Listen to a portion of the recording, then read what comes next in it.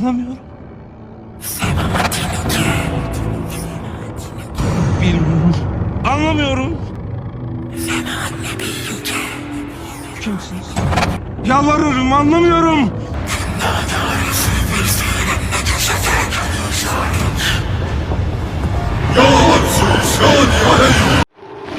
اعوذ باللہ من الشیطان الرجیم بسم اللہ الرحمن الرحیم۔ اللہ تبارک و تعالیٰ کے نام سے شروع جو بڑا مہربان اور نہایت رحم کرنے والا ہے۔ پیارے دوستو، ایک ایسی انوکھی عجیب و غریب دنیا جس کے اندر ہم میں سے ہر کوئی ضرور داخل ہوگا، اور ایک ایسا پر اسرار گھر جس کے بارے میں حضور اکرم صلی اللہ تعالی علیہ وآلہ وسلم نے خود ارشاد فرمایا کہ تم لوگ اپنی قبروں کے اندر ضرور آزمائے جاؤ گے، اور ایک ایسی ہولناک رات جس کا سامنا ہم میں سے ہر ایک ضرور کرے گا، چاہے وہ خود کو بہادر سمجھتا ہو یا پھر بزدل ہو، جس کے بارے میں حضور اکرم صلی اللہ تعالی علیہ وآلہ وسلم نے ارشاد فرمایا کہ ہر انسان کی زندگی میں 2 دن اور 2 راتیں ایسی آئیں گی کہ اس سے پہلے نہ اس نے ایسے 2 دن دیکھے ہوں گے اور نہ 2 راتیں دیکھی ہوں گی۔ ایک وہ دن جس دن وہ مرے گا، اور دوسرا وہ دن جس کے بعد کوئی دن نہ آئے گا اور وہ قیامت کا دن ہوگا، اور ایک وہ رات جو انسان کی قبر میں آئے گی، اور دوسری وہ رات کہ جس کی صبح کو قیامت قائم ہوگی۔ ناظرین محترم، جس کے بارے میں سوچ کر بڑے بڑے بہادروں کے ماتھوں پر پسینہ آ جاتا ہے، اور جس کے بارے میں رسول اللہ صلی اللہ تعالی علیہ وآلہ وسلم نے ارشاد فرمایا کہ میں نے بڑے بڑے خوفناک مناظر کو دیکھا، لیکن قبر جیسا خوفناک منظر میں نے کبھی نہیں دیکھا۔ پیارے دوستو، آج کی اس منفرد ویڈیو میں ہم آپ کے ساتھ شیئر کریں گے کہ قبر کے پہلے 24 گھنٹے انسان پر کیسے گزرتے ہیں، اور اس میں انسان کے ساتھ کون کون سے حادثے پیش آتے ہیں، نیز قبر اور آخرت کے مناظر کو ہم کن 5 طریقوں سے بآسانی سے حل کر سکتے ہیں۔ ناظرین محترم، لہذا اپنے آنے والی اس انوکھی زندگی کے بارے میں جاننے کے لیے آپ سے ہماری گزارش ہے کہ آپ ہماری اس ویڈیو کو اینڈ تک ضرور ملاحظہ فرمائیے۔ ناظرین محترم، جیسے انسان کا اس دنیا سے تعلق ٹوٹتا ہے اور اس کو قبر کے اندر داخل کیا جاتا ہے، تو قبر ہر مومن اور منافق کو ضرور دباتی ہے۔ اگر وہ مومن ہو تو اسے اس طرح سے دباتی ہے جس طرح کہ کوئی ماں اپنے بچے سے ملتی ہے، اور اگر مرنے والا کافر یا پھر منافق ہو تو اسے اس طرح سے دباتی ہے کہ اس کی پسلیاں ایک دوسرے کے اندر پیوست ہو جاتی ہیں، جس کے بعد جیسے ہی مردہ عام انسانوں کی نظروں سے اوجھل ہوتا ہے تو اس کے پاس 2 فرشتے کے جن کو منکر نکیر کہا جاتا ہے وہ آتے ہیں، اور وہ انتہائی خوفناک اور ان کی آواز انتہائی بجلی کی طرح کڑک والی ہوتی ہے۔ بس وہ مردے کو سختی کے ساتھ اٹھاتے ہیں اور اس سے سختی کے ساتھ 3 سوال کرتے ہیں: ما ربکا، ما دینکا، اور ما کنت تقول فی حق ھذا الرجل۔ اور اگر مرنے والا نیک اور مومن ہو تو اس کو ان کی آواز ایسے سنائی دیتی ہے جیسے کہ کوئی پیاری آواز کے اندر اس سے گفتگو کر رہا ہو۔ ناظرین محترم، حضرت سیدنا ابو ہریرہ رضی اللہ تعالی عنہ سے روایت ہے کہ حضور پر نور صلی اللہ تعالی علیہ وآلہ وسلم نے ارشاد فرمایا: پھر اس کے بعد مومن اپنی قبر میں سبز ہریالے باغ میں ہوتا ہے، اور اس کی قبر 40 گز کشادہ کر دی جاتی ہے، اور وہ 14ویں کے چاند کی طرح روشن ہو جاتی ہے۔ جبکہ حضرت سیدتنا عائشہ صدیقہ رضی اللہ تعالی عنہ فرماتی ہیں کہ میں نے حضور اکرم صلی اللہ تعالی علیہ وآلہ وسلم کی بارگاہ کے اندر عرض کی: کیا آپ ہمیں یہ بتائیں گے کہ ہمارے مردوں کے ساتھ قبر میں کیا ہوتا ہے؟ تو آپ صلی اللہ تعالی علیہ وآلہ وسلم نے ارشاد فرمایا: اگر مردہ مومن ہو تو اس کے لیے قبر 40 گز کشادہ کر دی جاتی ہے، جبکہ کافر کی قبر مسلسل تنگ ہوتی رہتی ہے۔ ناظرین محترم، جبکہ ایک روایت میں ہے کہ جب انسان کی قبر کی پہلی رات آتی ہے اور قبر کے اندر اندھیرا ہوتا ہے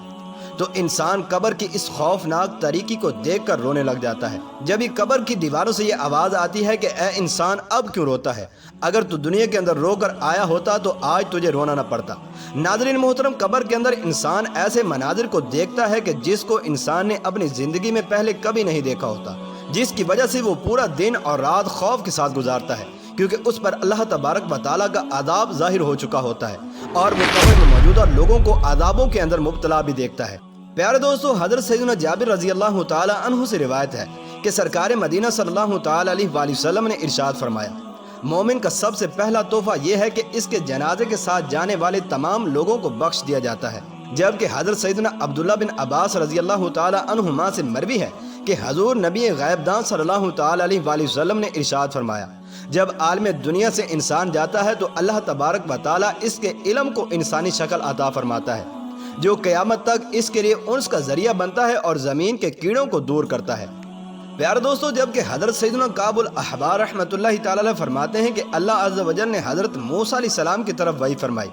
کہ خیر و بھلائی سیکھو اور دوسروں کو سکھاؤ، کیونکہ میں بھلائی سیکھنے اور سکھانے والوں کی قبروں کو روشن کر دوں گا، اور جس سے انہیں قبروں میں کبھی بھی وحشت اور گھبراہٹ نہ ہوگی۔ ناظرین محترم، حضرت سیدنا ابراہیم بن ادم رحمۃ اللہ تعالی علیہ فرماتے ہیں کہ میں نے ایک جنازہ اٹھایا تو کہا اللہ عز و جل میرے لیے موت میں برکت دے، تو چار پائی سے کسی کہنے والے نے کہا اور موت کے بعد بھی۔ یہ سن کر مجھ پر رعب طاری ہو گیا۔ میت کو دفن کر دینے کے بعد میں قبر کے قریب بیٹھا غور و فکر میں مشغول تھا کہ اچانک ایک خوبصورت چہرے، ستھرے لباس اور خوشبوؤں میں بسی ہوئی شخصیت قبر سے برآمد ہوئی،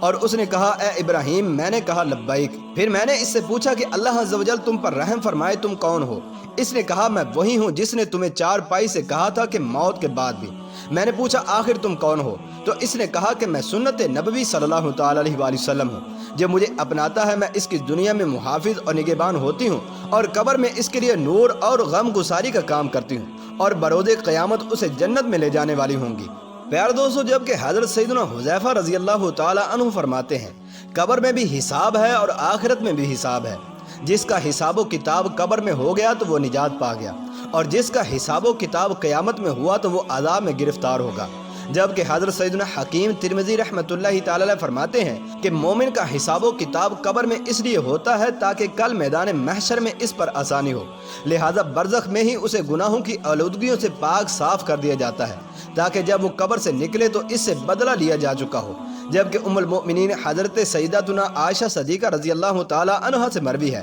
کہ سرکار دو جہاں صلی اللہ تعالی علیہ وآلہ وسلم نے ارشاد فرمایا روز محشر کسی کو بغیر حساب کتاب کے لیے اس لیے بخش دیا جائے گا کہ وہ قبر میں اپنے اعمال کو دیکھ چکا ہوگا۔ ناظرین محترم، اس کے علاوہ برزخ کے عجیب و غریب حقائق اور احوال ہیں جن کے بارے میں مختلف طرح کے احادیث مروی ہیں، تاہم ان احادیث سے اتنا پتہ چلتا ہے کہ جو مومن ہے اس سے آخری آزمائش منکر نکیر کے سوالات و جوابات ہوتے ہیں، جس کے بعد مومن کو راحت ہی راحت ہوتی ہے، اور اگر مرنے والا مومن گناہگار ہے تو اس کو قبر کے اندر ہی حساب و کتاب اور عذاب دے کر اس کے تمام اعمال کا بدلہ دے دیا جاتا ہے، تاکہ کل میدان محشر کے اندر اس کو جنت کے اندر داخل کیا جا سکے۔ جبکہ اگر مرنے والا کافر، فاسق و فاجر ہو تو اسے قبر کے اندر ہی عذاب دیا جاتا ہے، جس سے ایک منٹ بھی اسے چھٹکارا نہیں ملتا، اور وہ مسلسل قیامت قائم ہونے تک اسی عذاب کے اندر مبتلا رہے گا، اور قیامت کے دن بھی اس کا حساب و کتاب نہیں ہوگا اور اسے جہنم میں جانے کا حکم صادر ہو جائے گا۔ ناظرین محترم، حضرت سیدنا ابو ہریرہ رضی اللہ تعالی عنہ سے مروی ہے کہ اللہ کے پیارے حبیب صلی اللہ تعالی علیہ وآلہ وسلم نے ارشاد فرمایا عذاب قبر تین چیزوں کے سبب ہوتا ہے، نمبر 1 غیبت، نمبر 2 چغلی، اور نمبر 3 پیشاب کی وجہ سے، لہذا ان تمام چیزوں سے بچو۔ اور حضرت سیدنا قتادہ رضی اللہ تعالی عنہ روایت کرتے ہیں کہ مدینے والے مصطفیٰ صلی اللہ تعالی علیہ وآلہ وسلم نے ارشاد فرمایا عذاب قبر کے 3 حصے ہیں، ایک حصہ غیبت کی وجہ سے، ایک حصہ چغلی، اور ایک حصہ پیشاب کے چھینٹوں سے نہ بچنے کی وجہ سے انسان کو عذاب دیا جاتا ہے۔ پیارے دوستو، حضرت سیدنا شقیق بلخی رحمۃ اللہ تعالی علیہ فرماتے ہیں کہ ہم نے 5 چیزوں کو تلاش کیا تو انہیں 5 چیزوں میں پایا۔ نمبر 1 گناہوں کے چھوڑنے کو چاشت کی نماز میں، اور نمبر 2 قبر کی روشنی کو نماز تہجد میں، اور نمبر 4 پل صراط کو پار کرنے کو روزے اور صدقے میں، جبکہ نمبر 5 عرش کے سائے کو خلوت نشینی میں پایا ہے۔ اللہ تبارک و تعالیٰ سے دعا ہے کہ اللہ تبارک و تعالیٰ ہمیں وہ تمام اعمال کرنے کی توفیق عطا فرمائے کہ جن کی برکت سے ہم عذاب قبر سے محفوظ رہیں اور جنت کے اندر داخل ہو سکیں۔